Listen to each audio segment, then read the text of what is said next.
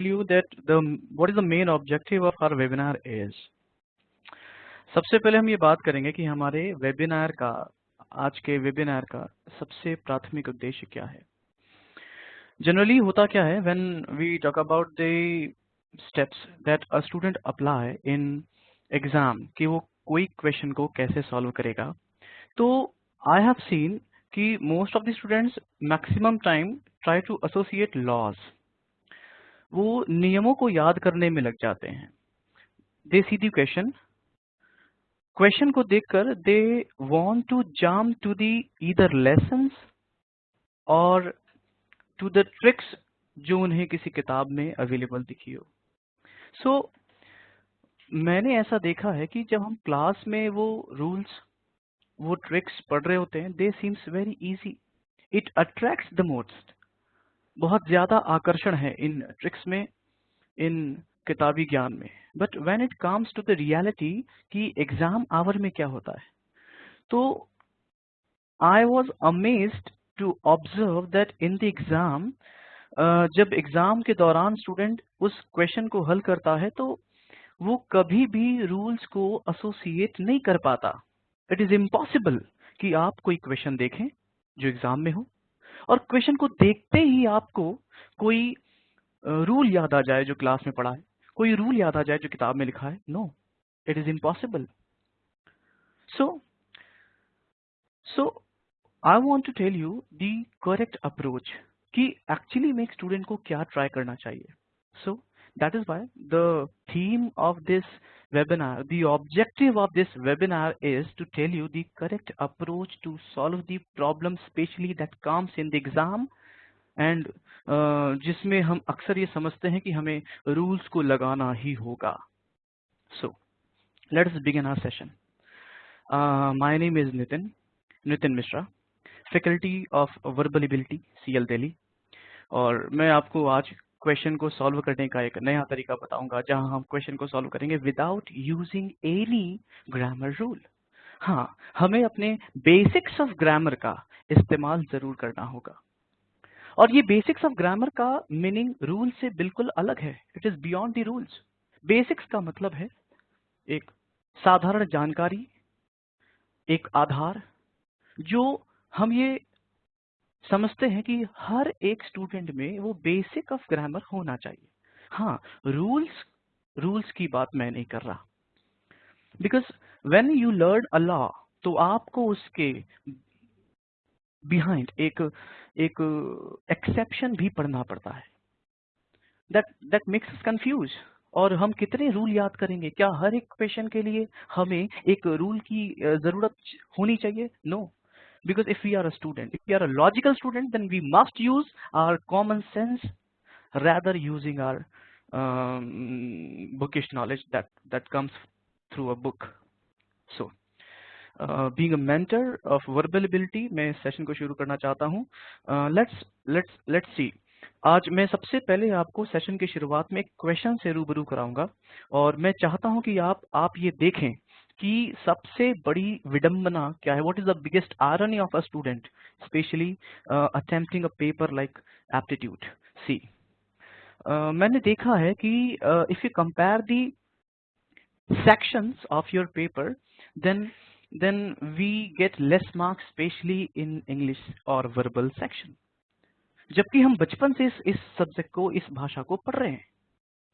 Still we get less marks, we feel disappointed, हमें disappointed feel होता है कि हम लेस मार्क्स क्यों पाते हैं। तो खैर, यहीं से अपने लेसन की शुरुआत करते हैं, अपने सेशन की शुरुआत करते हैं, और मैं चाहता हूं कि हम इस बात को आंसर करने के लिए एक एक्सरसाइज करें, एक एक्सरसाइज करें जो हमें आंसर दे कि why we get less marks. So students, read the following sentence carefully and try to understand its meaning. When you read the sentence that is given over here, then you will find three terms given as a sentence, as a collection of words: guard, watches, carefully. Guard watches carefully का मतलब है, आप पता लगाओ। When you read the sentence, तो आप ये देखोगे कि आपको ऐसा लगेगा कि यहाँ गार्ड का मतलब वॉचमैन से है और वो किसी चीज को देखभाल कर रहा है, निगरानी कर रहा है। कैसे कर रहा है? केयरफुली कर रहा है, ऐसा लगता है। मैं आपको आंसर करना चाहता हूं कि हम अपने क्वेश्चंस में जब अटेम्प्ट करते हैं एग्जाम में, तो उसके साथ जो हमें उसका मार्क मिलता है, उसका स्कोर मिलता है, वो हमें डिसअपॉइंट क्यों करता है? तो मुझे लगता है कि जब आप किसी क्वेश्चन को देखते हो तो आप उसकी एक अजम्पशन, एक इंटरप्रिटेशन ले लेते हो कि इस सेंटेंस की जो मीनिंग है वो ये है, चौकीदार, वॉचमैन, वॉचेस, निगरानी करता है, केयरफुली, सावधानी पूर्वक। अगर मैं आपसे पूछूं कि आपको अपने आंसर पर क्या कोई डाउट है, the answer will be no, because it's a damn easy thing जो एक स्टूडेंट कर सकता है। गार्ड वॉचेस केयरफुली, मतलब मीनिंग, चौकीदार निगरानी करता है सावधानी पूर्वक। लेकिन अगर मैं आपसे कहूं कि क्या होगा अगर मैं एक छोटा सा चेंज कर दूं इस स्टेटमेंट को, मैं सिर्फ और सिर्फ यहाँ जहां वॉचेस लिखा हुआ है एक छोटा सा वर्ड लिख दूं, आर्टिकल का। Think about it. अब ये सेंटेंस हो जाएगा, गार्ड दी वॉचेस केयरफुली। मैं कहना चाहता हूं कि जब इस स्टेटमेंट को हम पढ़ रहे थे, क्या हमने कभी भी घड़ी होने का, कभी वॉच होने का ऐसा कोई भी मीनिंग निकाला था? नो, कभी नहीं। तो मैं क्या मैसेज आप तक पहुंचाना चाहता हूं? मैं पहुंचाना चाहता हूं कि जब भी कोई चीज आप पढ़ो, तो आपको उसे पढ़ने के बाद ही अश्योर करना चाहिए कि जो इंटरप्रिटेशन आपने ली है, क्या वो करेक्ट है। क्योंकि अब अगर द के इस्तेमाल के बाद इसे पढ़ने की बात की जाए, then I believe we will say no, the meaning of the sentence is we are ordering someone to guard, to protect the watches carefully. That means एक इंपरेटिव सेंटेंस है जिसमें किसी घड़ियों की सावधानी पूर्वक देखभाल करने की बात कही जा रही है। तो द पॉइंट इज कि कोई स्टेटमेंट अगर दिया है और अगर आप उसे पढ़ना चाहते हैं, तो आपको सबसे पहले एक सही इंटरप्रिटेशन की जरूरत होगी। अब हम आज की क्लास में यही सीखेंगे कि कैसे सेंटेंस की सही इंटरप्रिटेशन की जाए, सेंटेंस को सही तरीके से इंटरप्रेट कैसे किया जाए। अगर मैं आपसे पूछता हूं कि आपने चौकीदार के बारे में क्यों सोचा, तो आप कहोगे क्योंकि सर मुझे ऐसा बचपन में बताया गया है that the first term that comes in the sentence is called as a subject. So people let usually guard as a subject, being very simple reason कि सर ये पहले लिखा है, मतलब they assume that God is a person, they assume that God is a noun. क्यों? क्योंकि उनको लगता है कि वो पहले लिखा है, मतलब उन्होंने मान लिया कि गार्ड इसलिए है, चौकीदार की मीनिंग इसलिए निकलेगी क्योंकि पहला टर्म सब्जेक्ट होता है। बिकॉज अगर आप इस तरीके से सोचोगे तो शायद आप यहां पर भी देखोगे कि सर यहां तो ईएस लिखा है,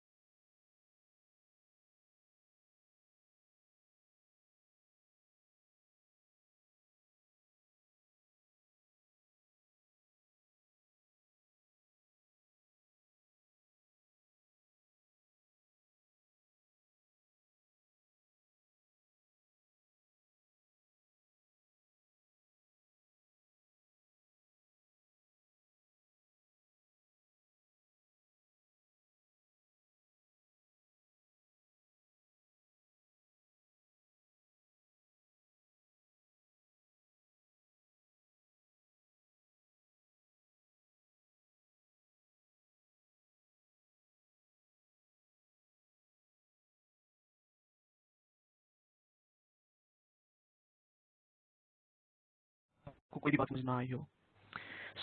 मैं बात कर रहा था कि हम किस तरीके से इंटरप्रिटेशन लेंगे। हमने देखा कि जब हम गार्ड के पहले माई लिख रहे हैं तो सेंटेंस की मीनिंग रह रही है, बदल जा रही है। अब आ रही है मेरा चौकीदार देखभाल करता है सावधानी पूर्वक। पर अगर हम यही माई गार्ड की तरफ लिखने की बजाय अगर हम यही माई लिखते हैं वॉचेस के पास, तो अब सेंटेंस की मीनिंग और बदल जाएगी। अब होगा रक्षा करो मेरी घड़ियों की सावधानी पूर्वक। मतलब प्रॉब्लम क्या थी? प्रॉब्लम ये थी कि जब भी कोई स्टूडेंट कुछ इंटरप्रिटेशन ले तो उसे ये समझना होगा, उसे ये क्रॉस चेक करना होगा कि जिस मीनिंग को, जिस अर्थ को उसने इंटरप्रेट किया है क्या वो सही है या गलत। आइए एक जर्नी लेते हैं, हम एक टूर लेते हैं, कुछ सेंटेंसेस फेस करते हैं और देखते हैं कि कैसे हम अपने स्टेटमेंट्स को, सेंटेंसेस को, क्वेश्चंस को सॉल्व करेंगे, वो भी without using any grammar rule, just using our common sense. So let's start. Remember, एक बात बहुत ज्यादा जरूरी है जो आप एक बात अपने जहन में डालें कि not every question of exam requires applying rules in it. ये कोई जरूरी नहीं कि आप प्रत्येक क्वेश्चन में एग्जाम के रूल लगाएं, but what we usually do, we try. So avoid applying rules in every question, use your common sense and solve your question. So the very first question that is on the screen, my neighbor along with his 4 children are going tonight to see some of the beauty of Ladakh. Now, मैं ये बताना चाहता हूँ कि अगर आप इस statement को, इस क्वेश्चन को देखते हैं तो जो स्टूडेंट हैं वो अक्सर ये सोचते हैं, उनके दिमाग में ये बात आता है कि sir see, neighbor is not going alone, he is going with 4 children. So they think कि यहाँ पर R करेक्ट है। यह प्रॉब्लम नंबर 1। दूसरी प्रॉब्लम कि सर जब हम किताब की बात अप्लाई करते हैं तो किताब में हमें रूल बताया गया कि when two nouns, as you very well know कि neighbor is a noun, 4 children is another noun, or when two nouns are joined by, with, along with all, together with, then verb of the sentence agrees according to the first noun of the statement. मुझे लगता है exam के कुछ students जिन्होंने किताबी ज्ञान ले रखा है वो इस क्वेश्चन को सॉल्व करते एक नियम लगाकर, यानी वो इस क्वेश्चन के लिए एक नियम को अप्लाई करते, और वो नियम था 2 नाउन नेबर और चिल्ड्रन अगर जोड़े जाएं अलोंग विथ से, टुगेदर विथ से, विद ऑल से या विथ से, तो वर्ब का एग्रीमेंट पहली नाउन से होता है। और वो आंसर करते, वो सही आंसर करते, वो कहते कि नेबर सिंगुलर है इसलिए आर का इस्तेमाल गलत है, हमको आर की जगह कहीं पर इज का इस्तेमाल करना होगा। यानी सही स्टेटमेंट होना चाहिए my neighbour along with his 4 children is going tonight to see some of the beauty of Ladakh. Now जो मुद्दा मैं उठाया था, क्या इस क्वेश्चन को सॉल्व करने के हमको रूल की जरूरत है? क्या हमको ये रूल याद करने की जरूरत है कि two nouns are joined by, with, along with, together with all, verb ऐसी सेंटेंस में पहली नाउन से एग्री करती है? नहीं। आप एक बात नोटिस करो, क्या होता अगर आप इस विथ के बाद जो ये चिल्ड्रन आया है, इस विथ के बाद जो ये चिल्ड्रन आया है, ऑब्वियसली ये चिल्ड्रन क्या है? ये चिल्ड्रन है, ये चिल्ड्रन है एक नाउन। और हम सभी जानते हैं कि जो टर्म नाउन को रिप्लेस करते हैं हम उनको प्रोनाउन कहते हैं। ये बेसिक है। Pronouns are the word that replaces noun. क्या इस चिल्ड्रन को अगर रिप्लेस करना हो और प्रोनाउन का इस्तेमाल करना तो व्हाट वी प्रेफर, हम क्या इस्तेमाल करेंगे? दे या देम? Think about it. हम क्या इस्तेमाल करें? हम इस्तेमाल क्या करें? हम दे का इस्तेमाल करें या हम देम का इस्तेमाल करें? मान लीजिए आपको इस चिल्ड्रन प्रोनाउन नाउन के लिए प्रोनाउन लेना है, तो आप क्या इस्तेमाल करोगे? आप इस्तेमाल करोगे दे या फिर आप इस्तेमाल करोगे देम? आप कैसा बोलना पसंद करोगे?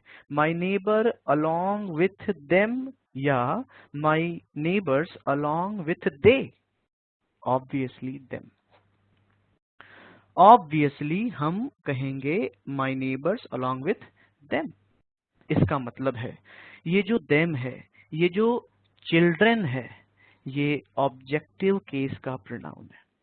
यानी ये सेंटेंस के लिए सब्जेक्ट नहीं है, ये सेंटेंस के लिए ऑब्जेक्ट है।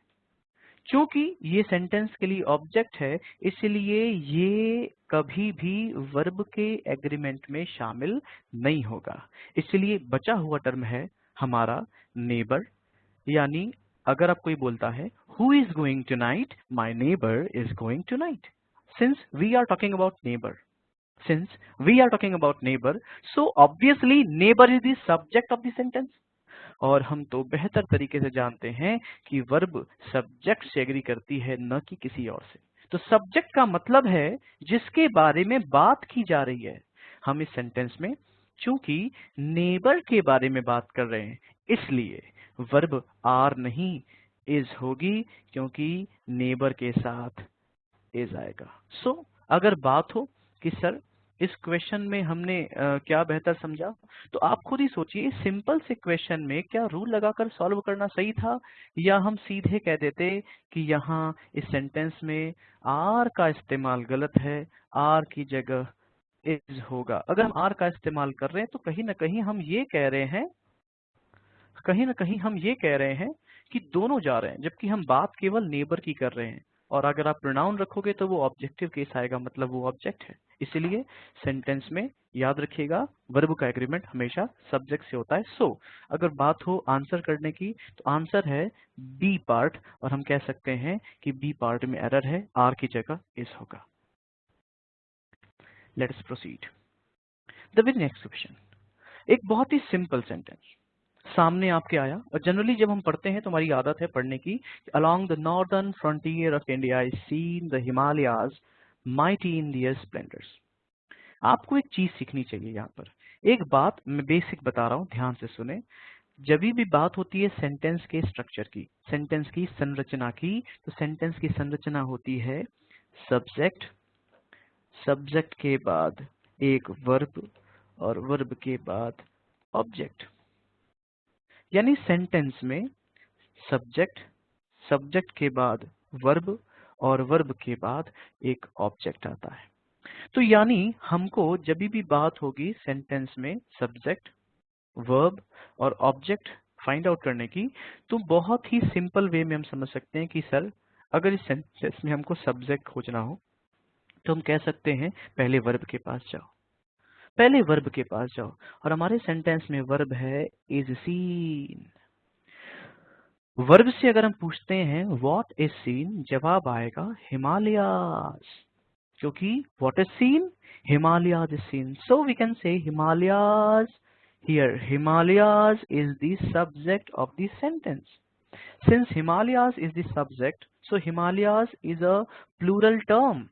So verb should be not is but are।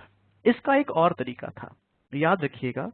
जब कोई सेंटेंस गढ़ा होता है, whenever सेंटेंस की बात की जाए, तो सेंटेंस में एक टर्म है, जैसे अभी मैंने बताया सब्जेक्ट, सब्जेक्ट के बाद वर्ब, वर्ब के बाद ऑब्जेक्ट। तो याद रखिएगा ये बहुत बहुत इंपॉर्टेंट कॉन्सेप्ट है। सब्जेक्ट का सीधा संबंध वर्ब से होता है, क्योंकि सब्जेक्ट का नंबर, अगर सब्जेक्ट सिंगुलर है तो वर्ब भी सिंगुलर होगी, अगर सब्जेक्ट प्लूरल है तो वर्ब भी प्लूरल होगी। इसी को आप सब्जेक्ट वर्ब एग्रीमेंट कहते हो। और ये एग्रीमेंट आगे बढ़ता है, हम इस बात को बहुत लाइटली लेते हैं या अनजान रहते हैं।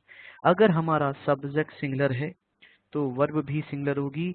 याद रखिएगा ऑब्जेक्ट या उसका पॉसेसिव केस भी सिंगुलर होगा। अगर सब्जेक्ट प्लूरल है तो वर्ब भी प्लूरल होगी, और ऑब्जेक्ट या पॉसेसिव केस भी प्लूरल होगा। व्हाट आई मीन टू से, अभी जो मैंने आपसे बात बताई कि सब्जेक्ट का असर वर्ब पर और उसके ऑब्जेक्ट पर पड़ता है, सिंगुलर सब्जेक्ट के साथ सिंगुलर वर्ब और सिंगुलर पॉसेसिव केस आता है, उस बात को आप यहाँ ऑब्जर्व करिए। यहाँ कहीं पर दिया हुआ है डियर, डियर स्प्लेंडर। ये डियर स्प्लेंडर बता रहा है किसके बारे में? हिमालयास के बारे में। यानी सब्जेक्ट का असर उसके पॉसेसिव केस पर पड़ता है। क्योंकि हिमालयास प्लूरल है इसलिए ये डियर सही है, और इस बेसिस पर यहाँ इज नहीं, यहाँ आर होगा। तो ये आपने सीखा कि सब्जेक्ट का असर वर्ब पर और वर्ब का असर उसके ऑब्जेक्ट पर पड़ता है। Let's have the answer of this question. When you talk about the answer of this question, then you can say कि इस question में जो error है is again in B part. Is का इस्तेमाल गलत है. It should be corrected by using R. So let us have another question.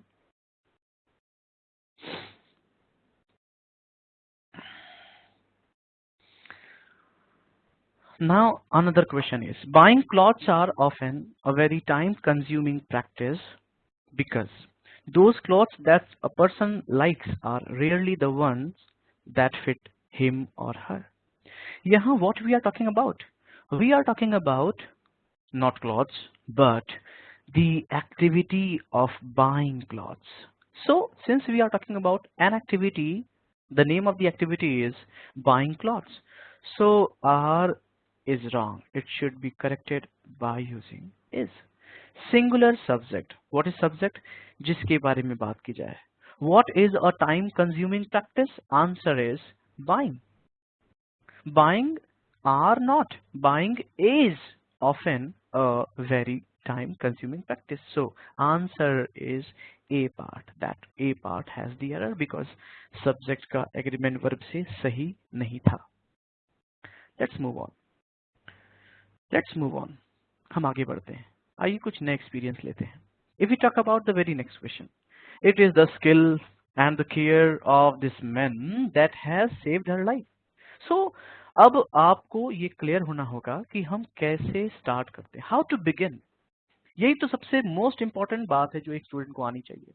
शुरुआत कैसे करनी है, बात कैसे करनी है, स्टार्ट कहाँ से करना है. जब भी सेंटेंस को देखिए तो उसकी सबसे पहले सब्जेक्ट और वर्ब खोजिए. हमने देखा हमारे सेंटेंस में वर्ब है has. Has saved her life predicate part, यानी हमको बताया जा रहा है someone और something has saved her life. Now what has saved her life? अगर ये क्वेश्चन पूछे तो शायद उसका नाम आएगा जिसके बारे में बात हो रही है. और याद रहे जिसके बारे में बात की जाती है उसी को हम सब्जेक्ट कहते हैं. Here we are talking about skill and care. We are talking about two things. One is skill and another is care. Now, are they single body or different two bodies? Now we can say they are different two bodies. One is skill and other is care. So, since we are talking about two things, then we can say the subjective part is plural. Since the subjective part is plural, then verb has seems as singular. That is wrong because subject का agreement verb से होना चाहिए. अगर subject plural है तो verb भी plural होना चाहिए. We should write have instead of using has because we are talking about two things. The sentence should be it is the skill and the care of this man that not has that have saved her life. That means two things have saved her life. So answer should be C part. खैर, let us proceed. आगे बढ़ते हैं और कुछ नए experience लेते हैं. हर question में रूल लगे दिस इज नॉट नेसेसरी. हम इस क्वेश्चन को रूल से लगाएं. Obviously now the next question जो हम अभी स्क्रीन पर देख रहे हैं, अक्सर स्टूडेंट्स की साइकोलॉजी है कि ये क्वेश्चन को देखकर उनको सबसे पहले रूल याद आता है सर को. मैं बताता हूं सर. एवरीवन या वन के बाद प्लूरल नाउन और सिंगुलर वर्ब आती है ऐसा वो सोचते हैं. या अगर किसी ने एक्सेप्शन पढ़ रखा है तो वो कहेगा नहीं सर यहाँ हु लगा है तो वो चीज वैसी नहीं है। बट मैं कहना चाहता हूँ क्या इस क्वेश्चन को सॉल्व करने के लिए हमें रूल की जरूरत है? No, not at all. देखते हैं इसको कैसे इजी वे में सॉल्व किया जा सकता है। हम यहाँ कहना चाह रहे हैं कि who comes here. Now let's talk, let us analyze that who comes here. Now if we will talk about who, what is the role of who in this sentence, तो हम ये देखेंगे कि who का काम है इस सेंटेंस में those को come से रिलेट करना। यानी ये who those कर क्या रहा है? ये those को comes से रिलेट कर रहा है। who दोस्त के बारे में बात कर रहा है और उसे जोड़ रहा है कम्स में। यानी ये हु है रिलेटिव प्रोनाउन। ये हु है रिलेटिव प्रोनाउन, यानी ये वापस दोस्त को कम्स से रिलेट कर रहा है। यानी अगर हम बात करें कि हु का नंबर क्या है, हु सिंगुलर है या प्लूरल है, सिंस हु का मतलब दोस्त, तो ऑब्वियसली हु का नंबर हम बहुत ही क्लियरली कह सकते हैं कि हु इस समय प्लूरल है, क्योंकि वो दोस्त की बात कर रहा है। सिंस प्लूरल है तो कम्स में से ये एस नहीं होगा, इट शुड बी कम। यानी सेंटेंस होना चाहिए कि every one of those who come। ऐसा क्यों? वर्ब में एस जोड़कर उसे हम सिंगुलर बनाते हैं और हमारा सब्जेक्ट है प्लूरल, तो वर्ब भी हमें चाहिए प्लूरल।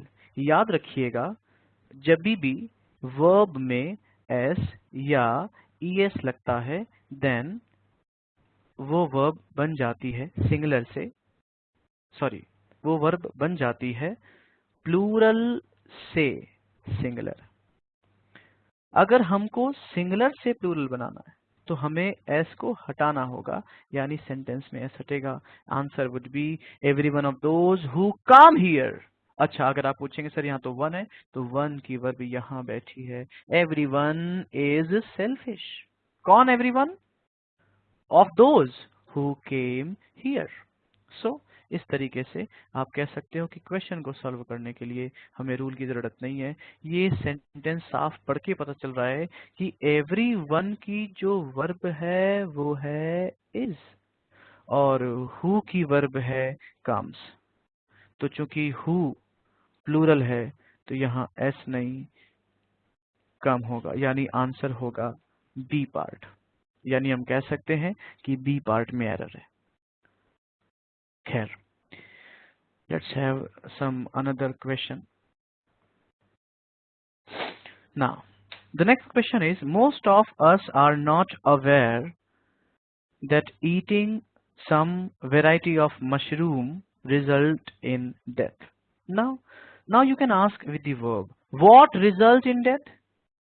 Answer आएगा eating some varieties. What we are talking about? Varieties or eating them? We are talking about eating. Eating is singular because it is a name of an activity. Since it is a name of an activity, so it is singular in form. और जब subject हमारा singular है तो हमारी verb भी singular होनी चाहिए, answer होना चाहिए रिजल्ट नहीं रिजल्ट्स। यानी हमारा आंसर होना चाहिए most of us are not aware that eating some varieties of mushrooms results in death because our subject is singular. तो verb भी होनी चाहिए सिंगुलर, और आपको पता है हम s जोड़कर प्लूरल से उसको सिंगुलर में बनाते हैं। तो आप ये नहीं कह सकते कि हर क्वेश्चन में हमको रूल की जरूरत है। इस तरीके से हमारा आंसर हुआ रिजल्ट्स, यानी डी पार्ट में एरर है, रिजल्ट की जगह रिजल्ट्स होगा। Let's have the next question. He along with some of his friends are on a tour. आप ऑब्वियसली ध्यान से देखो, अगेन ये सेम क्वेश्चन है along with वाला. Now what we are talking about, who is on the tour? He is on the tour. तो use of are is wrong. अब यही क्वेश्चन स्टूडेंट सॉल्व करते हैं कि when two nouns or pronouns are joined by with, along with, together with, then verb agree according to the first noun. वो इस तरीके से जाते हैं. तो I don't think it is intelligence, क्योंकि हर क्वेश्चन को आप रूल से पहुंचो ये जरूरी नहीं. तो आप पढ़ के भी जा सकते हो. अगर सब्जेक्ट की बात की जाए तो सब्जेक्ट उसे कहते हैं जिसके बारे में बात की जा रही है. यहाँ पर बात की जा रही है ही की, ही सब्जेक्ट है, इसलिए इज होगा और आंसर होगा बी पार्ट.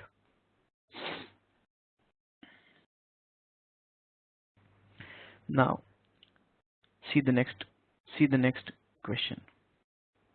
ये क्वेश्चन सामने आते ही स्टूडेंट्स अक्सर आंसर ला देते, बिकॉज उनको लगता है कि सर यही तो वो क्वेश्चन है जिसके बारे में बात करा था. वन ऑफ मतलब वन ऑफ आते ही we come to an conclusion कि बस प्लूरल नाउन और सिंगुलर वर्ब. पर नहीं, नॉट ऑलवेज. और ऐसा कोई रूल लगाने की जरूरत नहीं है. आप वर्ब के पास जाओ. इधर देखो वर्ब कहाँ है. वर्ब है डील. वर्ब है deal. Now what deal, answer आएगा novel. What we are trying to select one somewhere, मतलब हम यहाँ पे चाहते हैं कि हम एक नॉवेल को चुने. दोज नॉवेल मतलब is it possible to select one out of one? No, it is not possible to choose one. It is not possible to choose one out of one. हम कभी भी एक चीज में से एक चीज चुन नहीं सकते जब तक कि वो चीजें एक से अधिक नहीं हो. If it is 11, 1 out of 11, हाँ अब सिलेक्शन पॉसिबल है. यानी जब भी हमको सिलेक्शन करना होगा तो सिलेक्शन तभी पॉसिबल है जब हमारे पास बहुत सारे ऑप्शन हो और हमको बहुत सारे ऑप्शन में से शायद हम कोई एक ऑप्शन चुन पाए. thus we can say कि अगर if we have one novel and we want to select one out of one, it is impossible. हमारे पास बहुत सारी नॉवेल होनी चाहिए. नॉवेल सिंगुलर है, नॉवेल्स हो जाएगा plural. So now the sentence is correct. This is one of those novels. अच्छा एक और तरीका था, those के बाद प्लूरल आता है तो नॉवेल सिंगुलर है और नॉवेल्स प्लूरल है. हम कई तरीकों से जा सकते हैं बेसिक्स के. नेक्स्ट हमारे पास अब दो क्वेश्चन है. मैं ये क्वेश्चन बहुत ही फेयर तरीके से डील करना चाहता हूँ. जब आप ये क्वेश्चन देखते हो तो आपको ऐसा लगता है या आपके मन में किसी किताब की नोट आती है जहां पर ऐसा कहा गया होगा कि कुछ नाउन सिंगुलर होती है. किताबों ने ऐसे ही पढ़ाया है, उन्होंने लिस्ट दी है. वो कहते हैं कि कुछ नाउन सिंगुलर होती है, कुछ नाउन प्लूरल होती है और उनके कुछ नियम बने हुए हैं, सेट ऑफ लॉज. मैं क्या कहना चाहता हूँ, मैं चाहता हूं कि आप कोई रूल पर ध्यान देने से पहले उसे सही तरीके से रीड करने की कोशिश करें. Try to read it. पढ़िए उसे, लिखा क्या है, समझिए उसे कहना क्या चाह रहा है. अगर हम बात करते हैं इस स्टेटमेंट की तो आई बिलीव स्टेटमेंट में हमको कहीं ना कहीं फाइंडिंग एरर करनी है. ऑडियंस को देखकर उसका नंबर पता नहीं लग सकता. हम नहीं कह सकते कि ऑडियंस सिंगुलर है, ऑडियंस प्लूरल है. बट समवेयर जब लिखा हुआ है अ कंसर्ट, अ कंसर्ट का मतलब है शायद ये ऑडियंस एक ग्रुप में बैठी है, यानी we can call audience here as one body. Because आप पढ़ के देखो sentence, the audience often fail to appreciate the amount of work required for a concert. Means in concert who fails? Audience as one body. So now we can say since audience here is used as one body, so we can take audience as singular. Not because audience is plural or singular. आप audience को देखकर नहीं predict कर सकते, आपको sentence में उसका use देखना होगा. सेंटेंस में यूज एक सिंगल बॉडी की जैसा है, इसलिए इस सेंटेंस में ऑडियंस सिंगुलर है। क्योंकि ऑडियंस सिंगुलर है तो जब सब्जेक्ट सिंगुलर हो तो वर्ब भी सिंगुलर होती है। FAILS। हमें फेल्स करना होगा, हमें प्लूरल वर्ब को सिंगुलर वर्ब में बदलना होगा। जब ऑडियंस सिंगुलर बॉडी है, सिंगुलर है, तो फेल नहीं, फेल्स। तो इस तरीके से इस सेंटेंस की अगर एरर की बात की जाए तो इस सेंटेंस में एरर है और हमारे ए पार्ट में वर्ब गलत है, फेल की जगह फेल्स होगा, क्योंकि हमारा जो सब्जेक्ट है वो सिंगुलर है। आइए, ठीक नीचे हमारे पास एक और क्वेश्चन है और वो सेम ऑडियंस ही है। अगर किसी किताब में आप पढ़ लो कि ऑडियंस सिंगुलर होती है और प्लूरल होती है, अब आप कंफ्यूज हो सकते हो। मैंने कहा ऑडियंस का नंबर पता लगाना पॉसिबल नहीं है क्योंकि इसके साथ एस और ईएस नहीं लग सकता। We can not use S और ईएस विद ऑडियंस और सच ए नाउन। जैसे कमिटी, आप कमिटीज नहीं कर सकते, गवर्नमेंट्स नहीं कर सकते। So what is the solution? तरीका क्या है? तरीका कहता है, आप यूज देखो सेंटेंस में। यहाँ पे कह रहा है ऑडियंस इज ड्रेस, ऑडियंस ने कपड़े पहने हैं इन वेराइटी ऑफ वेज, अलग अलग तरीकों के। सम मतलब कौन? सम ऑडियंस, कुछ ऑडियंस सूट में। सम इंजिन, सम कौन? Again audience. यानी now we can not say that audience here is a single body, we can say, we will say, हमको साफ साफ नजर आ रहा है here audience is two bodies. Yes और नो? मतलब पहली वो ऑडियंस जो सूट में, एक ऑडियंस जो सूट में, और दूसरी दूसरी दूसरी वो ऑडियंस जो कि जींस में, और ये दोनों ने वैरायटी ऑफ वेस पहने। इसलिए यहाँ ऑडियंस सिंगुलर नहीं बल्कि प्लूरल है। Since audience here is plural, so is का इस्तेमाल गलत है, it should be replaced and corrected by using are. देख लीजिए, एक सेंटेंस में ऑडियंस के साथ इज लग रहा है, फेल्स लग रहा है, सिंगुलर वर्ब लग रही है, और दूसरी जगह आर लग रहा है, प्लूरल वर्ब लग रही है। ऑडियंस का नंबर इम्पॉसिबल है, आपको सेंटेंस में उसका यूज देखना होगा। रूल आपके काम नहीं आ पाएंगे हर बार। खैर, तो आपने देखा आपके पास दो क्वेश्चन है, पहले वाले का आंसर इज, दूसरे का आंसर अगेन ए, क्योंकि दोनों में वर्ब गलत थी। नेक्स्ट क्वेश्चन, हमारे पास फिर से दो क्वेश्चन है, हम देखते हैं इस क्वेश्चन में क्या खास बात है। The teacher was pleased. मैंने अभी कुछ देर पहले आपको एक कॉन्सेप्ट सिखाया था कि जब भी आप सेंटेंस पढ़ो सबसे पहले पढ़ना सब्जेक्ट, सब्जेक्ट के बाद टर्म है वर्ब का, और वर्ब के बाद आता है ऑब्जेक्ट। मैंने कहा अगर सब्जेक्ट सिंगुलर है तो इसका सीधा मतलब है वर्ब भी सिंगुलर होगी और ऑब्जेक्ट भी सिंगुलर होगा। आप ध्यान से देखिए, कह रहा है teacher was pleased, teacher was pleased, one of her student was a topper of the university।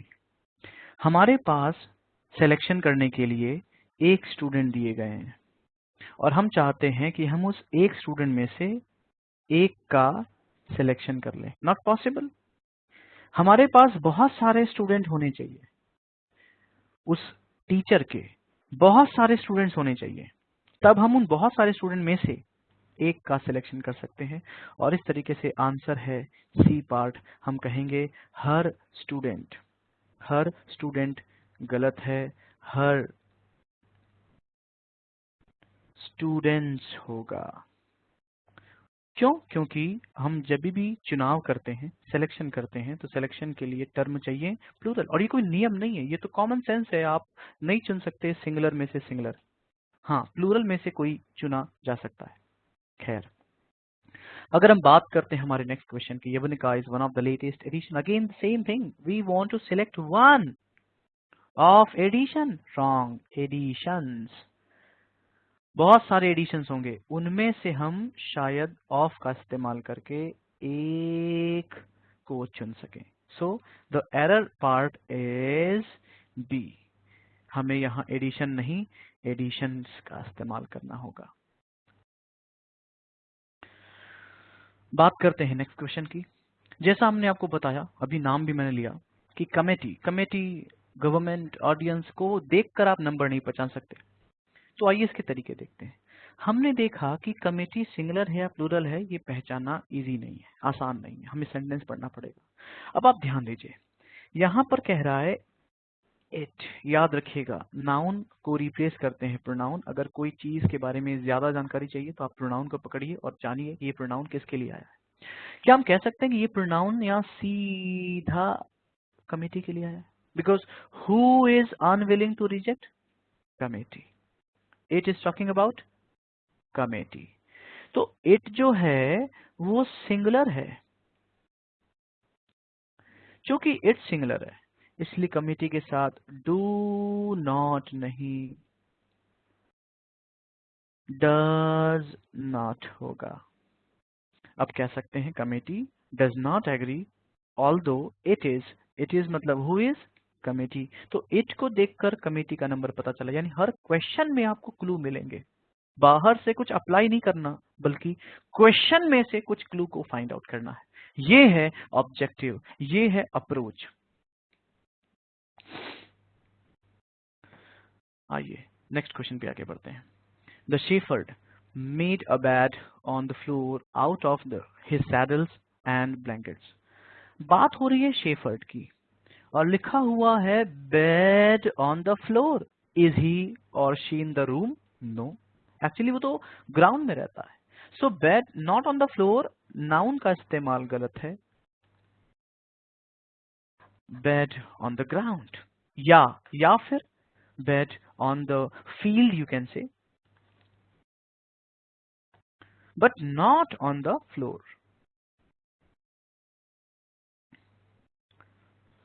I was in the center of reading when she telephoned। When she telephoned, I was not in the center। Center का मतलब बिंदु, point। I was in the mid।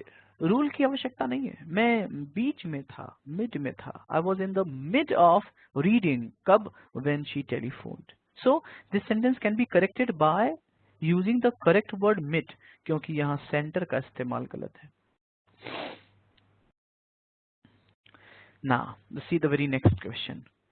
When talk about the very next question, it gives me a great pleasure to nominate a man, कौन man, who all of us know। ये एक बहुत अच्छी variety है, students को यहाँ पर बहुत केयरफुली ध्यान देना चाहिए। मैं यहाँ बात कर रहा हूँ कि आप कब किसी प्रोनाउन को सब्जेक्ट समझोगे। Here we are talking about कि हम कब किसी प्रोनाउन को समझेंगे सब्जेक्ट, या दूसरी तरीके से आप कह सकते हो हम कब किसी प्रोनाउन को समझेंगे ऑब्जेक्ट। यानी वी आर टॉकिंग अबाउट कि कब कोई प्रोनाउन ऑब्जेक्ट होता है, कब कोई प्रोनाउन सब्जेक्ट होता है।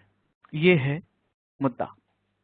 तो कॉन्सेप्ट कहता है जब भी हमारे पास सेंटेंस की बात होगी तो सेंटेंस में हमेशा एक वर्ब होती है। वर्ब होती है वो वर्ब जो कि किसी सब्जेक्ट के बारे में बात करती है। यानी अगर हमारे पास किसी प्रोनाउन के लिए वर्ब है तो ऑब्वियसली वो वर्ब शायद उस प्रोनाउन के बारे में बात कर रही है, और वर्ब जिसके बारे में बात करती है उसको सब्जेक्ट कहते हैं। सो वी कैन से कि ओ आई गॉट द पॉइंट। अगर किसी प्रोनाउन के लिए वर्ब दी है तो वो प्रोनाउन सब्जेक्ट है और उसका केस भी सब्जेक्टिव केस होगा। अगर कोई प्रोनाउन के लिए वर्ब नहीं है, क्योंकि अगर वर्ब होगी तो वो सब्जेक्ट होगा। अगर हमारे पास किसी प्रोनाउन के लिए वर्ब ना हो, किसी प्रोनाउन के लिए वर्ब ना हो तो वो सब्जेक्ट नहीं है और वो बनेगा ऑब्जेक्ट। यानी इस तरीके से हम ये समझ सकते हैं कि जब कभी भी हमारे पास कोई प्रोनाउन है और उसके लिए वर्ब है तो वो प्रोनाउन सब्जेक्ट होगा। क्यों? क्योंकि वर्ब जिसके बारे में बात करती है उसी को हम सब्जेक्ट कहते हैं। कोई रूल नहीं है। अगर हमारे पास वर्ब नहीं है तो वो सब्जेक्ट नहीं है, इसलिए वो प्रोनाउन ऑब्जेक्ट होगा और उसका केस भी ऑब्जेक्टिव केस होगा। आइए क्वेश्चन सॉल्व करते हैं। हमारे पास सबसे पहला आया एक प्रोनाउन, इट, अंडरलाइन कर लेते हैं। इट एक प्रोनाउन है, इसकी वर्ब है गिव्स, यानी ये दोनों पेयर सेटिस्फाइड है। हु दूसरा सब्जेक्ट है, क्योंकि हु और हुम दो वर्ड होते हैं। हु सब्जेक्टिव है, हुम ऑब्जेक्टिव है। लिखा हुआ है ऑल ऑफ अस नो, दूसरी verb. Who know, all know, यानी नो वर्ब का सब्जेक्ट है ऑल, गिव्स वर्ब का सब्जेक्ट है इट। हमारे पास एक और सब्जेक्ट के केस में एक प्रोनाउन दिखाई दे रहा है हु। आगे पढ़ने पर इसके लिए कोई वर्ब नजर नहीं आई। We don't have any verb for who. Since we don't have the verb, so subjective case का इस्तेमाल गलत है। हम यहाँ पर इस्तेमाल करेंगे हु की जगह whom का। We should write instead of using who, we should write whom। हमें लिखना चाहिए whom। यहाँ पर हु का इस्तेमाल करना सरासर गलत है। क्यों गलत है? हमारे लिए हु इसलिए गलत है बिकॉज इस हु के लिए we don't have the verb. Verb नहीं है तो फिर सब्जेक्ट भी नहीं होगा। आइए इधर देखते हैं। It was the same tall officer who we had. It subject है, इट की वर्ब है वॉज। वी सब्जेक्ट है, वी की वर्ब है हैड सीन। और अगेन हमारे पास कोई दूसरी वर्ब नहीं है। जब वर्ब नहीं है तो हु भी नहीं होगा, क्योंकि सब्जेक्ट या सब्जेक्टिव केस प्रोनाउन का इस्तेमाल तभी पॉसिबल है जब आपके पास वर्ब हो, क्योंकि जब तक वर्ब उसके बारे में बात नहीं करेगी तब तक वो सेंटेंस का सब्जेक्ट कैसे बनेगा। क्योंकि हु के लिए कोई वर्ब नहीं है, इसलिए ये हु गलत केस में है, इसका केस ऑब्जेक्टिव केस होगा। अगर इस तरीके से बात की जाए तो पहले वाले क्वेश्चन में बी गलत है, so B should be the answer. और दूसरे वाले में अगेन हमें इस्तेमाल करनी है whom in the part B, so B is again wrong. तो ये आपने देखा कि प्रोनाउन का केस पहचानने का बेस्ट वे है कि हम उसकी वर्ब को खोजें। देखिए एक क्वेश्चन हमारे सामने आया। अगर इस क्वेश्चन को हमें सॉल्व करना हो तो हम क्या कर सकते हैं, देखते हैं। सबसे पहला सब्जेक्ट है द अवार्ड, उसकी वर्ब है is given. What is given? The award. तो ये हो गया सब्जेक्ट, ये हो गई वर्ब। टू परफॉर्म whom, यानी हमारे पास एक ऑब्जेक्टिव केस है, इसका मतलब है वर्ब नहीं होनी चाहिए। दे दूसरा सब्जेक्ट है, बिलीव इस दे की वर्ब है। Who believe? They believe. हमारे पास एक और वर्ब बैठी है, हमारे पास एक और वर्ब बैठी है और उस वर्ब का नाम है showed. Now award is given, they believe, who showed? Performer. यानी हम चाहते हैं परफॉर्मर के थ्रू हु रिफ्लेक्ट करे शोड को। Who showed the greatest achievement, performer who showed। चूंकि वर्ब दी हुई है, since we have the verb in the sentence, इसलिए सेंटेंस में वर्ब होने के कारण हम कहेंगे ये जो whom लिखा है, whom सेंटेंस में गलत है। It should be corrected by using who। ऐसा क्यों? बिकॉज वर्ब दी है। सेंटेंस होगा showed the greatest achievement, who showed, obviously who का इस्तेमाल होगा क्योंकि बात हो रही है परफॉर्मर हु शोड, न कि हुम शोड। इस तरीके से आंसर होगा B. See the very next question. If the teacher is good the student will respond positively to them. अब देखो यहाँ पे देम दिया है, ये ऑब्जेक्ट है, बात हो रही है टीचर की। टीचर कैसा है? Is good. Students will respond to the teacher, तो ये देम गलत है, हिम होगा, क्योंकि student will respond positively to the teacher, teacher is singular. Since teacher is singular तो वर्ब भी सिंगुलर होगी, और जैसा मैंने बताया उसका ऑब्जेक्ट भी सिंगुलर होगा। देम का मतलब है बहुत सारे टीचर, जो कि सही नहीं होगा। Everybody was in the party, everybody मतलब सिंगुलर टर्म, देखो वर्ब भी सिंगुलर है, इसलिए इंजॉइंग देमसेल्व्स नहीं, हिम सेल्फ। क्यों? अगर सब्जेक्ट की बात की जाए और सब्जेक्ट सिंगुलर हो तो वर्ब भी सिंगुलर होती है, और हमारा ऑब्जेक्ट या पॉसेसिव केस यहाँ प्लूरल है, इसलिए गलत है, सिंगुलर होगा। आइए दूसरे क्वेश्चन में देखते हैं। Who did the committee recommend? हमारे पास सबसे पहला सब्जेक्ट है कमेटी।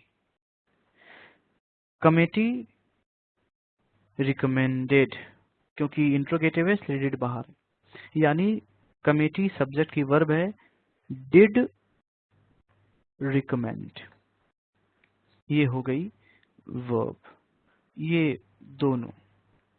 तो हमारे पास एक और टर्म है जो सब्जेक्ट की तरह लिखा है, बट उसके लिए हमारे पास कोई वर्ब नहीं है। देखिए, टू चेयर द इंडस्ट्रियल, कोई वर्ब नहीं, इसलिए हु नहीं, it should be corrected by using who. ऐसा क्यों? क्योंकि वर्ब नहीं दी हुई है।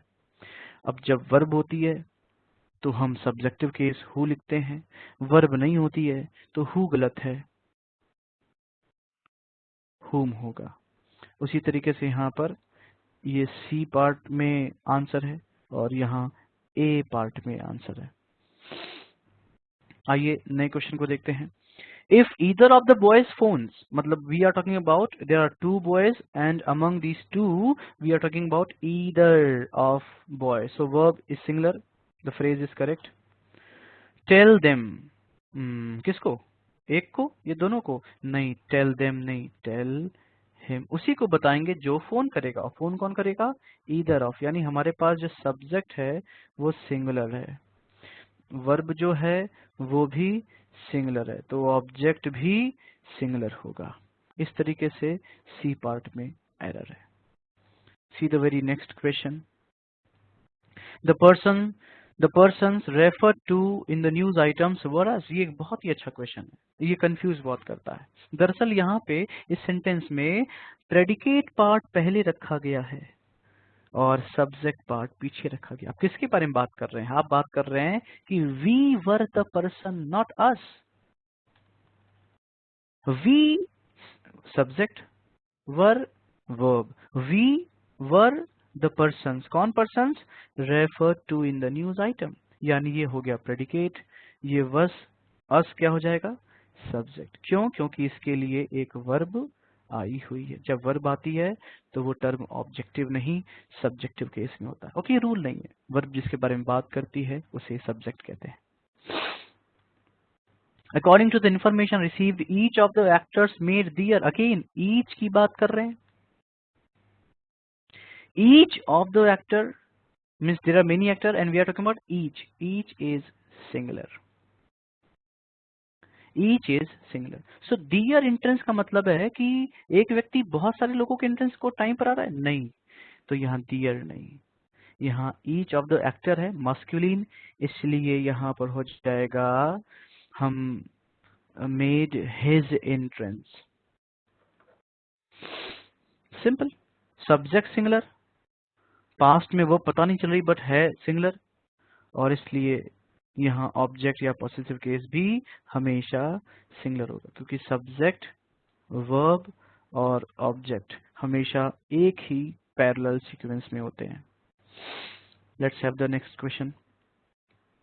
Mohan is the boy, Mohan is the boy, we are talking about Mohan, Mohan is the boy whom I think, Mohan subject है, इज इसकी वर्ब है, ये सेटिस्फाइड है। आई सब्जेक्ट है, थिंक उसकी वर्ब है, ये भी सेटिस्फाइड है। स्कोर्ड हमारे पास वर्ब है। अगर वर्ब है तो ऑब्वियसली सब्जेक्ट कौन है? सब्जेक्ट भी होगा। ऑब्वियसली जब हमारे पास वर्ब है तो एक सब्जेक्ट भी होगा। सब्जेक्ट यहाँ बैठा है ऑब्जेक्ट के केस में, तो whom नहीं, who होगा। मोहन इज द बॉय, कौन boy? Who boy, who scored, who scored? Mohan. इसलिए यहाँ पर whom की जगह who होगा। रीजन बहुत सिंपल है, वर्ब होगी तो सब्जेक्ट और सब्जेक्टिव केस। आंसर है बी पार्ट। क्या लग रहा है, क्या हर क्वेश्चन पे रूल लगाना जरूरी है? No, not at all. तो आइए नेक्स्ट क्वेश्चन देखते हैं। The very next question is my parents do not like me going to pictures every day. ये एक ऐसा क्वेश्चन है जिसके लिए प्रोनाउन का एक बहुत इंपॉर्टेंट लॉ लगता है, बट आप इसको केवल रीड करो जैसा लिखा हुआ है उसके अकॉर्डिंग। सेंटेंस तो ये कह रहा है कि मेरे पेरेंट्स पसंद नहीं करते मुझे, लेकिन हम कहना कुछ और चाहते हैं। सेंटेंस ये कहना चाहता है कि मेरे पेरेंट्स को पसंद नहीं है जाना, मूवी जाना, पिक्चर जाना। पिक्चर रोज जाना नहीं पसंद, यानी we are talking about what our parents do not like. My parents do not like not me but going. Going इस सेंटेंस में नाउन है। गोइंग इस सेंटेंस में नाउन है, और नाउन के पहले बचपन में पढ़ा है एडजेक्टिव आता है। यहाँ प्रोनाउन दिया हुआ है जो गलत है, एडजेक्टिव सही होगा।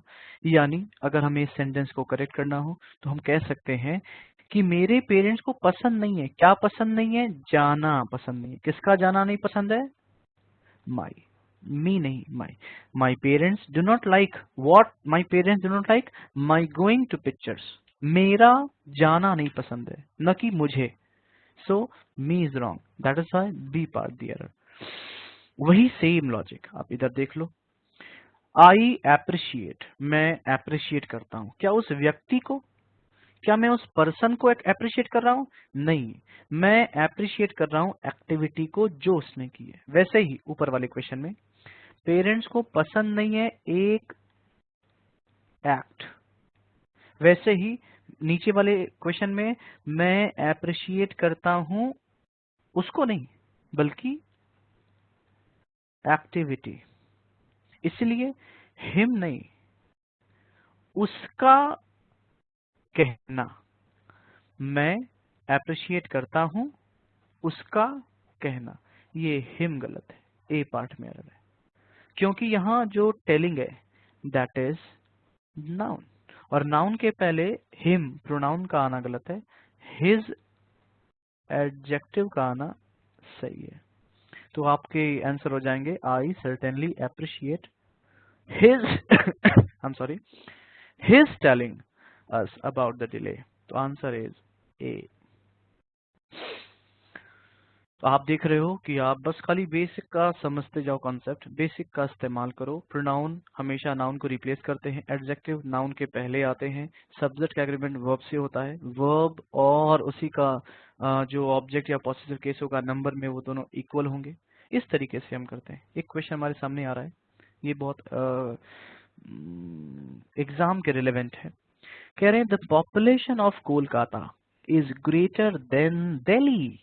मतलब हम पॉपुलेशन का कंपैरिजन दिल्ली से कर रहे हैं, और ये तो कॉमन सेंस कहता है हमेशा कंपैरिजन इक्वल चीजों के बीच में होता है। We compare things that are equal, दो अनइक्वल चीजों के बीच में कंपैरिजन नहीं हो सकता। दिल्ली का कंपैरिजन पॉपुलेशन से इम्पॉसिबल है।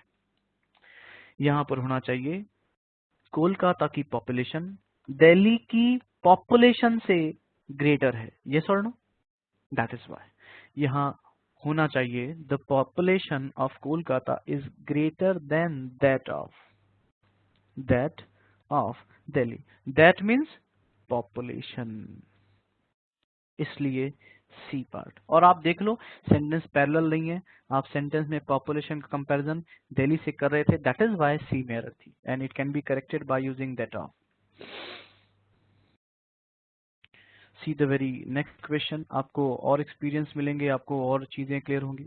The number of bicycles running on this road is more then on the main road, यानी अगेन यहाँ भी हो रहा है बाईसाइकिल के नंबर का कंपैरिजन मेन रोड से हो रहा है। देखिए देन यहाँ लगा हुआ है, सो that is wrong. Not more than the main road but more than the number, that means that of bicycle on the main road। इसलिए अगर आप बात करते हो कि आप यहाँ पर क्या बताना चाहते हो, तो आप बताना चाहते हो कि नंबर ऑफ बाईसाइकिल्स जो इस रोड पर हैं is more then that of what, that of number of bicycles कहाँ पर, ऑन द मेन रोड। यानी आप चाहते हो कि आप देन के बाद जो कंपैरिजन है वो पैरेलल करो, इसलिए आपको दैट ऑफ लगाना पड़ेगा। Error is C part. और सही सेंटेंस होगा आपका, सही सेंटेंस होगा कि the number of bicycles running on this road is more than, not on the main road, that of on the main road. इस तरीके से answer should B C.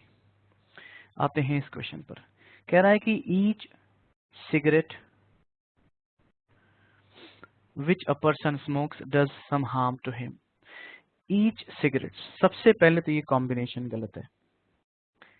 Each का इस्तेमाल सिंगुलर के साथ होता है, सिगरेट्स कहना गलत है। और दूसरा ईच और एवरी, ईच और एवरी दो शब्द हैं, दोनों की मीनिंग भले ही आपको एक जैसी लगती हो, पर एक ही समुदाय में, एक ही ग्रुप में, एक ही क्लास में अगर हमको सब एक एक इंडिविजुअल की बात करनी हो तो ईच, और सभी की बात करनी हो सभी समुदाय में तो एवरी। जैसे अगर मुझे कहना हो कि एक पेड़ के सभी फूल, तो मैं कहूंगा ईच फ्लावर।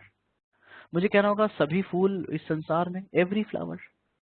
तो वैसे ही ईच सिगरेट का मीनिंग यहाँ जा रहा है शायद किसी खास ब्रांड की सिगरेट जब कोई पर्सन स्मोक करता है तो वो उसको नहीं, मैं कहना चाहता हूँ कि बस सिगरेट कोई भी हो, यानी यहाँ ईच का इस्तेमाल गलत है, यहाँ एवरी का इस्तेमाल सही है। याद रखिएगा, एक समुदाय में ईच और सभी समुदाय के लिए एवरी। तो ये तरीका आप अपनाते हैं क्वेश्चन को सॉल्व करने के लिए।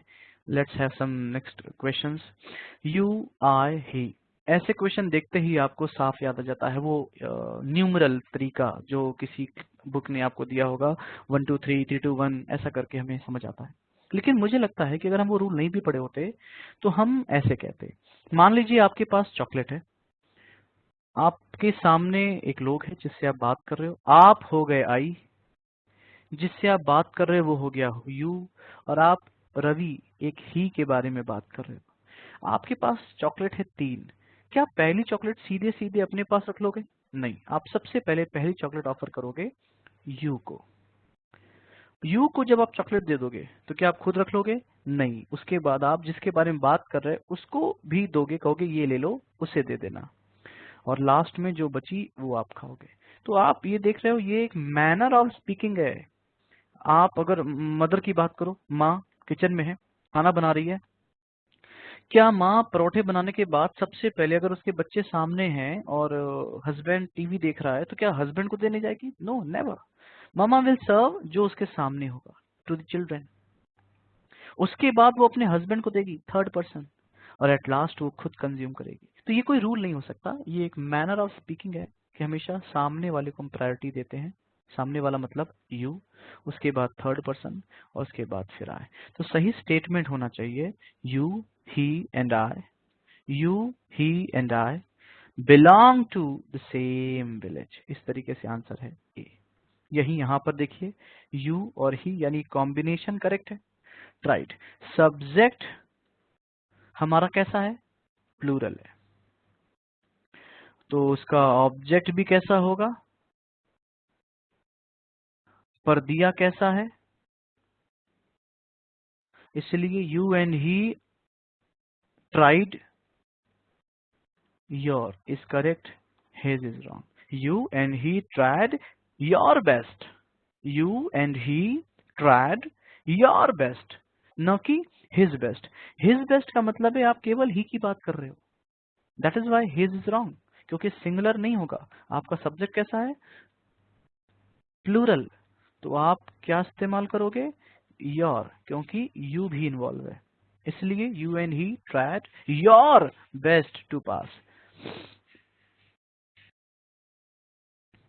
अगर हम आते हैं अपने नेक्स्ट क्वेश्चन पर, हमारा नेक्स्ट क्वेश्चन है, the parents became extremely anxious when his son did not return by midnight. बहुत ध्यान से देखिए, we are talking about parents, parents plural term है, तो फिर हिज का मतलब तो खाली फादर हो गया। कॉमन सेंस कहता है हिज नहीं, देयर सन, क्योंकि मदर फादर दोनों होते हैं पेरेंट्स, इसलिए पेरेंट्स प्लूरल, तो वर्ब भी प्लूरल और ऑब्जेक्ट या पॉसेसिव केस भी प्लूरल। तो ये रूल नहीं है, ये कॉन्सेप्ट है, सब्जेक्ट का असर वर्ब पर और वर्ब का असर ऑब्जेक्ट पर पड़ता है। अगर आप इन बातों को ध्यान देंगे, ट्रस्ट मी, आपको कोई रूल लगाने की जरूरत नहीं है और आप बहुत आसानी से अपने क्वेश्चन को सॉल्व कर सकते हैं। खैर, आगे बढ़ते हैं, नेक्स्ट क्वेश्चन को देखते हैं। कह रहा है कि when Avadhesh went out he left the radio on. जब अवधेश बाहर आया उसने रेडियो ऑन रहने दिया। सो दैट, रिजल्ट, ताकि, पीपल शुड थिंक, लोग ये सोचें, that he was still the room. Still denote present और was denote past, wrong combination, this can not be possible, so was नहीं। People should think that he is still in the room, यानी हम कह रहे हैं कि जब अवधेश बाहर आया तो उसने अपना रेडियो ऑन छोड़ दिया ताकि पीपल ये सोचें कि ही, वह अवधेश अभी भी रूम में है, इसलिए वॉज नहीं, इसलिए इज। वो अभी भी रूम में है, इसलिए इज, न कि वॉज। ये बहुत ही आसान तरीका है, इस तरीके से बिना रूल लगाए, बिना किसी किताबी ज्ञान के आप कॉमन सेंस के इस्तेमाल से क्वेश्चन को सॉल्व कर सकते हो। आइए आगे बढ़ते हैं। कह रहा है Ketaki would have surely got the job if she would have. ध्यान रखिएगा, two future tense can never be together, especially जब किसी क्लॉज में कंजंक्शन हो। तो कंजंक्शन वाले पार्ट में फ्यूचर टेंस नहीं हो सकता, यानी कि यहाँ पर would as a future tense गलत है। आइए इसको रेक्टिफाई करते हैं, इसे समझते हैं, इसे देखते हैं कैसे सॉल्व करना है। यानी हमने देखा कि इफ के बाद वुड का इस्तेमाल गलत है, तो क्या होना चाहिए। अगर हम वुड का इस्तेमाल नहीं करेंगे तो शायद वुड क्या है, वुड है आई बिलीव ऑक्सिलरी। वुड कौन सी ऑक्सिलरी है, वुड है सेकेंड फॉर्म की ऑक्सिलरी। इसलिए जब आप वुड का इस्तेमाल नहीं करोगे तो आप लिखोगे हैड, क्योंकि हैड भी क्या है, सेकेंड फॉर्म, और अटेंडेड है मेन वर्ब की थर्ड फॉर्म। तो इसलिए जो हैड है वो मेन वर्ब की थर्ड फॉर्म के साथ बहुत ही कोहेरेंट है। यानी यहाँ पर सही आंसर हो जाएगा, आपका सही आंसर हो जाएगा कि Ketaki would be, Ketaki would have surely got the job. कब, केतकी को कब जॉब श्योरली मिलती, इज द क्वेश्चन। आप देखो, आप कह सकते हो कि Ketaki would have surely got the job if she had attended the interview. अभी अगर वो इंटरव्यू अटेंड कर ली होती तो उसे बहुत आसानी से, ये वुड का इस्तेमाल यहाँ पे गलत है, उसे बहुत आसानी से जॉब मिल गई होती। पर कब, एक कंडीशन है, और वो कंडीशन कहती है कि जॉब तभी मिलती if she had attended the interview. Since उन्होंने इंटरव्यू अटेंड नहीं किया, that is why she didn't have the job. इसलिए अगर बात की जाए सेंटेंस में एरर की, तो एरर पार्ट है, सेंटेंस का एरर पार्ट है बी पार्ट। क्यों, क्योंकि बी पार्ट में वुड की जगह हैड होगा। आइए आगे बढ़ते हैं। If we had Tendulkar, sentence में पैरेललिज्म देखिए। पैरेललिज्म का मतलब है सेंटेंस के दो भाग स्ट्रक्चर वाइज इक्वल होनी चाहिए। हमारे पास यहाँ भी सब्जेक्ट है, यहाँ भी सब्जेक्ट है, हमारे पास यहाँ मेन वर्ब है, हमारे पास सब्जेक्ट के बाद मेन वर्ब है, पर हमारे पास यहाँ वुड है और वुड मेन वर्ब नहीं है, वुड है ऑक्सिलरी जिसको आप हेल्पिंग वर्ब भी कहते हो। यानी हमारे सेंटेंस में इक्वल तरीके से सेंटेंस को नहीं लिखा गया है। एक जगह मेन वर्ब है, एक जगह हेल्पिंग वर्ब है, तो हमको दोबारा हैड जो कि मेन वर्ब की थर्ड फॉर्म है के पहले हैड लिखना होगा। ये दो बार हेड आएंगे। यानी अगर हम बात करते हैं कि हमारा जो आंसर है वो कैसे सही होगा, तो आप कह सकते हो हमको लिखना होगा we had had Tendulkar in our team. मतलब अगर हमारे पास ये हेड यहाँ प्लेस करेंगे तो दो बार हेड होगा, ये हेड बन जाएगा ऑक्सिलरी, ऑक्सिलरी हो गई सेकेंड फॉर्म में, ये हेड हो जाएगा मेन वर्ब की थर्ड फॉर्म। अब अगर आप इधर पैरेलल दिखाते हो तो ये भी सब्जेक्ट है, ये भी सब्जेक्ट है, ये हेड ऑक्सिलरी है सेकेंड फॉर्म की, वुड बी ऑक्सिलरी है सेकेंड फॉर्म की। यानी अभी तक सेंटेंस इक्वल है। हैड मेन वर्ब है थर्ड फॉर्म में, वॉन हमारा मेन वर्ब है थर्ड फॉर्म में। यानी जब हमने हैड को लिखा दो बार, हमने लिखा इफ वी हैड तेंदुलकर, तब हमारा सेंटेंस का लेफ्ट हैंड साइड और राइट हैंड साइड पैरेलल हुआ। इस तरीके से हैड लिखकर सही किया गया, यानी ए पार्ट गलत था, हैड होना चाहिए जो कि नहीं था। तो चीजें बहुत आसान हैं, उतनी डिफिकल्ट नहीं है, लेकिन हमें अपने कॉमन सेंस को ध्यान रखना होगा। ध्यान से देखिए इस क्वेश्चन को। ये क्वेश्चन कह रहा है कि as soon as he opened the door, as soon as he opened the door, his dog rushed out to greet him. We have two different verbs. Rushed is V1, verb first form. I'm sorry. ये rushed is the second form. The dog rushed out. ये rushed है verb की second form. Now again we have another verb opened. Verb second form. यानी we have to verbs. अब इन दोनों sentence में आप देखो टेंस सेम है। ही ओपेंड द डोर में भी पास्ट इंडेफिनिट है और हिज डॉग रस्ट में भी पास्ट इंडेफिनिट है। मैं क्या कहना चाहता हूँ, मैं बहुत ही सिंपल पॉइंट यहाँ पे कहना चाहता हूँ। अगर हम देख रहे हैं कि सेंटेंस में टेंस सेम है, तो इसका मतलब है ये दोनों काम एक ही समय पे हुए हैं, इसीलिए इनका टेंस सेम है। Let's check it out. Tense कैसे कहते किसे? आप सभी जानते हो टेंस है टाइम ऑफ एक्शन। अगर टेंस सेम है इसका मतलब है टाइम ऑफ एक्शन भी सेम है।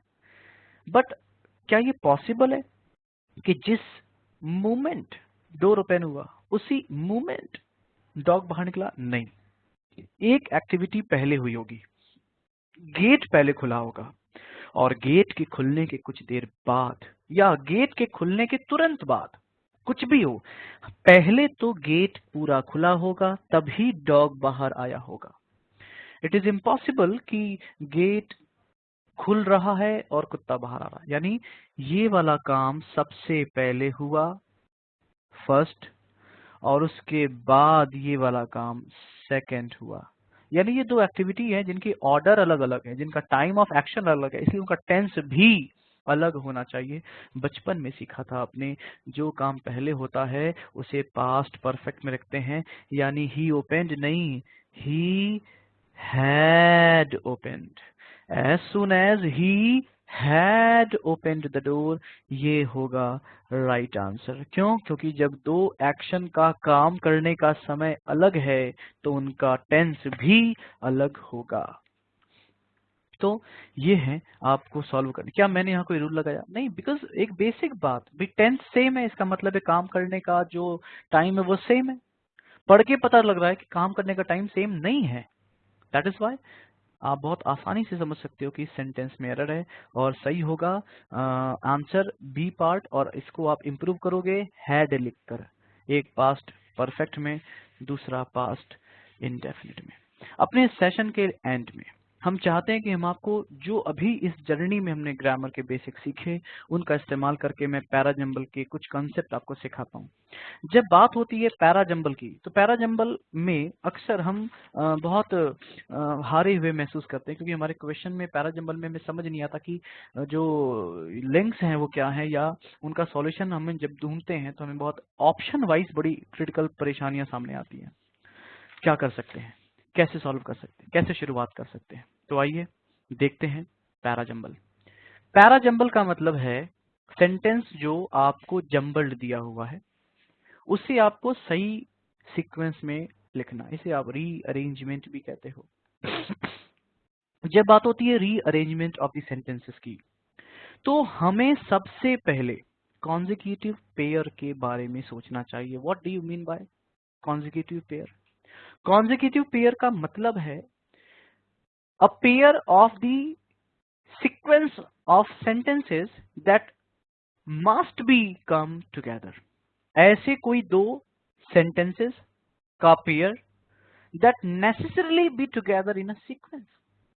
कॉन्जिक्यूटिव पेयर मुझे सिखाना है आपको। दूसरा, आपको सिमिलर वर्ड्स पे ध्यान देना है।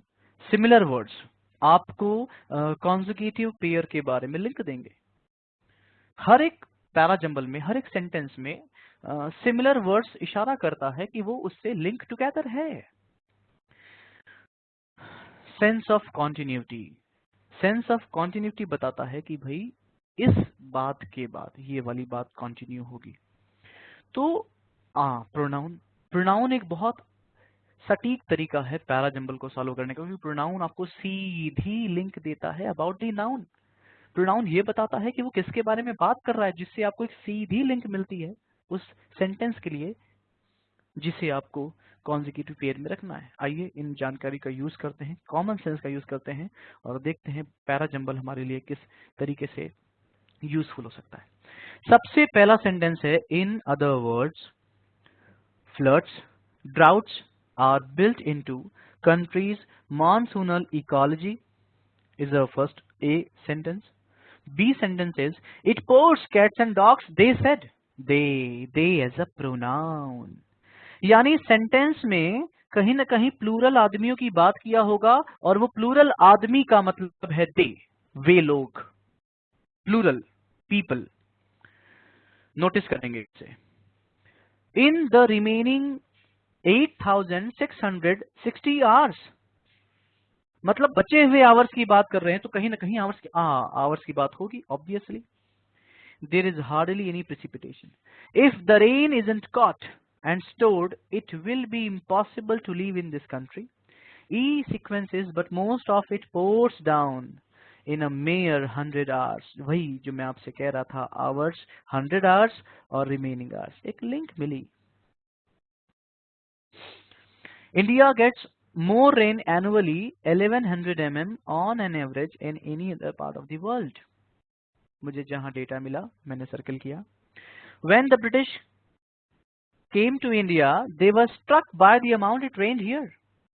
Now, अगर बात हो कि इस सेंटेंस को कैसे अरेंज किया जाए, तो बहुत पहले मुझे ध्यान आया, जो मैं आपको सबसे पहले इंट्रोड्यूस भी कर चुका, कि आप प्रोनाउन को देखकर सीधे जा सकते हो एक नाउन की तरफ। आप बहुत क्लियरली कह सकते हो कि who said, the British said, क्योंकि ये जो द ब्रिटिश है ये है number wise plural term that reflects person, और हमारे पास एक ही प्लूरल पर्सन प्रोनाउन है, दे, थर्ड पर्सन, जिसके बारे में बात होती है। किसके बारे में बात हो रही है? ब्रिटिश के बारे में बात हो रही है। That is why who said, the British said, एक बहुत अच्छी लिंक है। Now we can say to solve this question कि कुछ भी हो, कुछ भी हो किसी भी तरीके से, ये जो सेंटेंस जी है इसमें एक नाउन का इस्तेमाल हुआ है,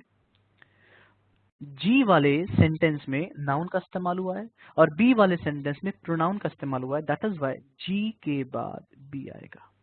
क्या इसको हम एक कॉन्जिक्यूटिव मैंडेटरी पेयर कह सकते हैं? यस। इसके बाद अगर हम बात करते हैं सेंस ऑफ कॉन्टिन्यूटी की, तो मुझे यहाँ पे आवर्स दिखे और मुझे यहाँ पर दिखे 8660 आवर्स। अगर आप इन दोनों को ऐड करेंगे तो आप पाएंगे कि 1 ईयर में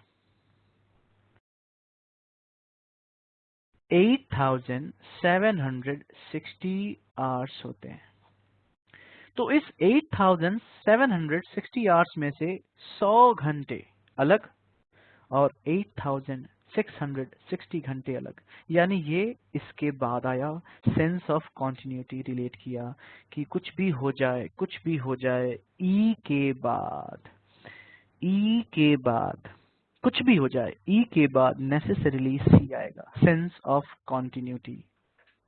अगर बात की जाए कि सर और कोई क्लू और कोई ऐसी चीज जो मुझे नोटिस करनी चाहिए, ऑब्वियसली यस, बिकॉज यहाँ जी सेंटेंस में कह रहा है द अमाउंट।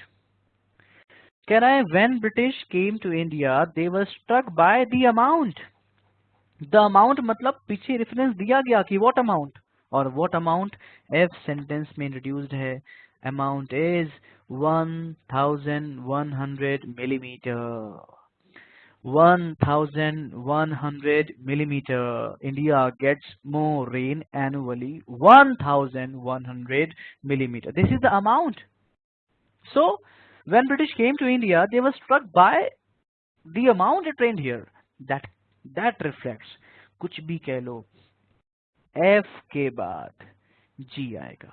मुझे 2 और एक ये 3 मैंडेटरी पेयर मिले। अगर आप चाहते हो कि सर हम अपना आंसर रीचेक कैसे करें, हम अपना मैंडेटरी पेयर को कंफर्म कैसे करें, तो आप एक तरीका और भी अपना सकते हो। ये कह रहा है कि India gets more rain annually 1100 millimetre on an average than any other part of the world. और कह रहा है when the British came to India, who came to India from any other part of the world? British. Since ये any other part of the world से आने वाले लोग British हैं, इसलिए हम कह सकते हैं कि एफ और जी मैंडेटरी पेयर है। When British came to India, they were struck by the amount it rained here, and they said it pours cats and dog. Who said? They said. It reflects कि ये जो GB है ये भी mandatory pair है। और उसके बाद आपने जब देखा कि it pours cats and dogs, it pours cats and dogs, यानी एक बार जब आपने बात की कि ये बहुत भारी बारिश होती है, तो आप कंट्राडिक्ट कर रहे हो। आप कह रहे हो कि मोस्ट ऑफ इट पोर्स, इसको आप कह सकते हो कि ये सिमिलर वर्ड्स हैं। It pores, it pores, it pores, it pores, ये सिमिलर वर्ड्स हैं और सिमिलर वर्ड्स बताते हैं कि दे आर लिंक्ड टुगेदर। आप कह सकते हो कि ये जो बी है, ये जो सीक्वेंस बी है, इसका सीधा संबंध ई से है, क्योंकि इसमें सिमिलर वर्ड्स हैं। It pours cats and dogs, it pours cats and dogs. Now E में आप कह रहे हो most of it pours down mayor 100 hours. सो हमें यहाँ पे पेयर मिले बीई, बीई, यानी हमें 4 पेयर मिले। आगे अगर हम बात करते हैं कि सर जब मैंने ध्यान दिया it pours cats and dogs, तो शायद it pours cats and dog वो स्थिति होगी जब फ्लड आएगी, क्योंकि जब हैवी रेन होगी तो बहुत तेज फ्लड आएगी। और कह रहा है कि in the remaining 8660 hours there is hardly any precipitation, that means precipitation, rainfall। कह रहा है कि बचे हुए 8660 घंटे में बारिश नहीं होती, that means drought। यानी हम कह सकते हैं कि हमारे सेंटेंस बी और ई को ए क्लैरिफाई कर रहा है। सिंस बी और ई ए को क्लैरिफाई कर रहा है, तो आप कह सकते हो कि ये जो सेंटेंस सी है जिसमें आप बात कर रहे हो ड्राउट की, ये जो सेंटेंस ई है जिसमें आप बात कर रहे हो हैवी रेन की, यही है फ्लड, यही है ड्रॉट। अगर आपको समझ नहीं आया, आप कह सकते हो कि most of it pours down 100 hours. 100 hours जो ई है वो फ्लड है। नो प्रिसिपिटेशन, सी आपका ड्राउट है। तो हम कह सकते हैं कि जो ए सीक्वेंस है वो ई एंड सी को अदर वर्ड में डिफाइन कर रहा है।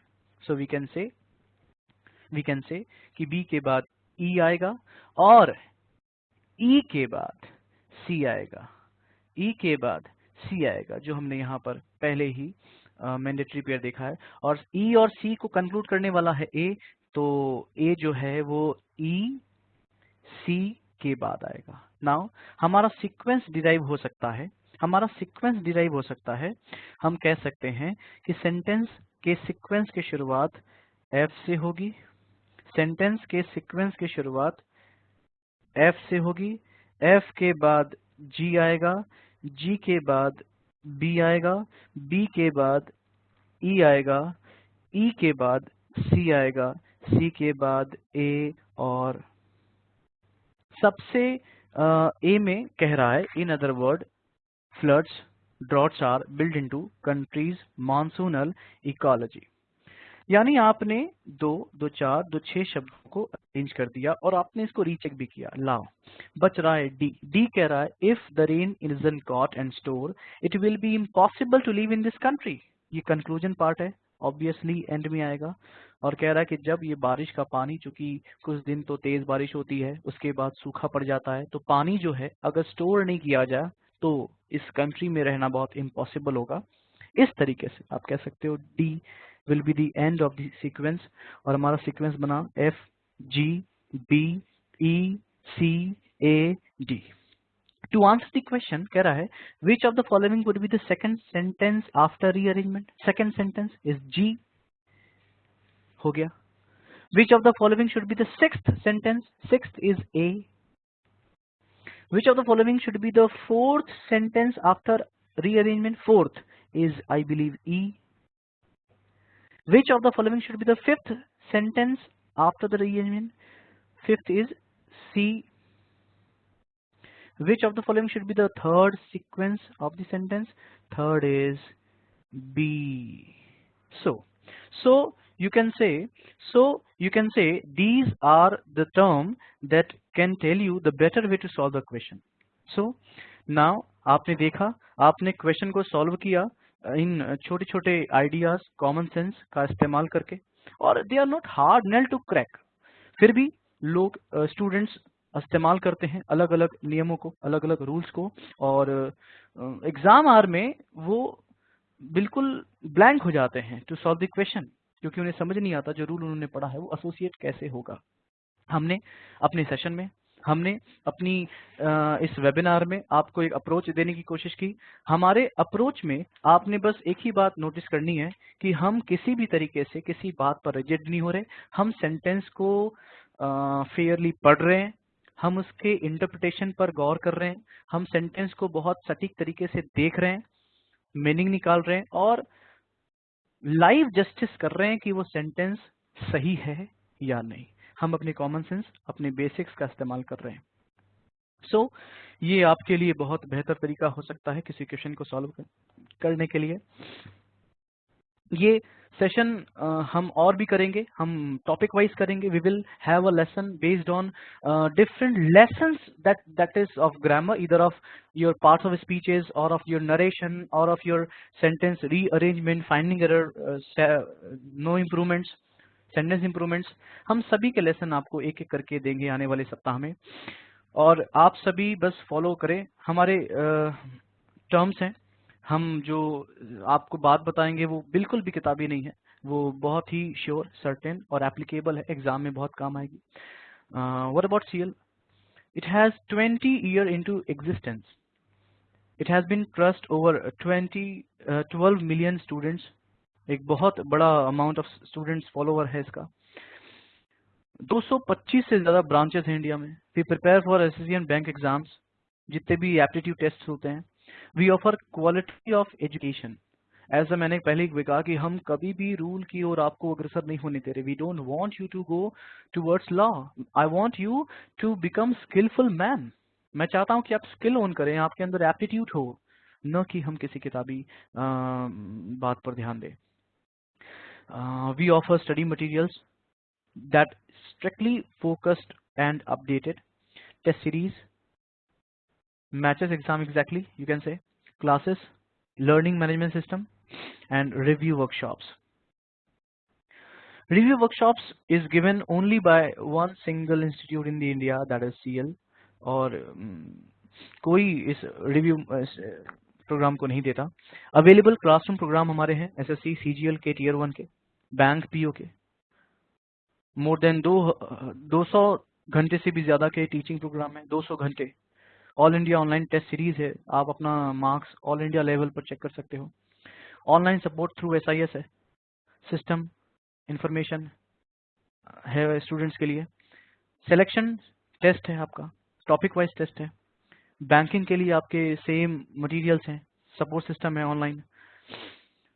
You can check our website, आपको और जानकारियां मिल जाएंगी हमारे वेबसाइट के लिए। हमारे जो नेटवर्क्स हैं, सेंटर्स हैं NCR में, दिल्ली में, कनाट प्लेस है, खरजी नगर है, लक्ष्मी नगर है, राजेंद्र नगर है, पश्चिम बिहार में है, नॉर्थ कैंपस में है, साउथ कैंपस में है, साउथ एक्स में है, सेक्टर 2 में नोएडा में, नोएडा सेक्टर 62 में है, ग्रेटर नोएडा में है। Thank you and send me your query us at mn@careerlaunch.com। मैं नितिन मिश्रा, फैकल्टी ऑफ वर्बलिबिलिटी, दिल्ली से। See you soon in our next webinar based on lessons. Send me the query. Thank you. Jai Hind.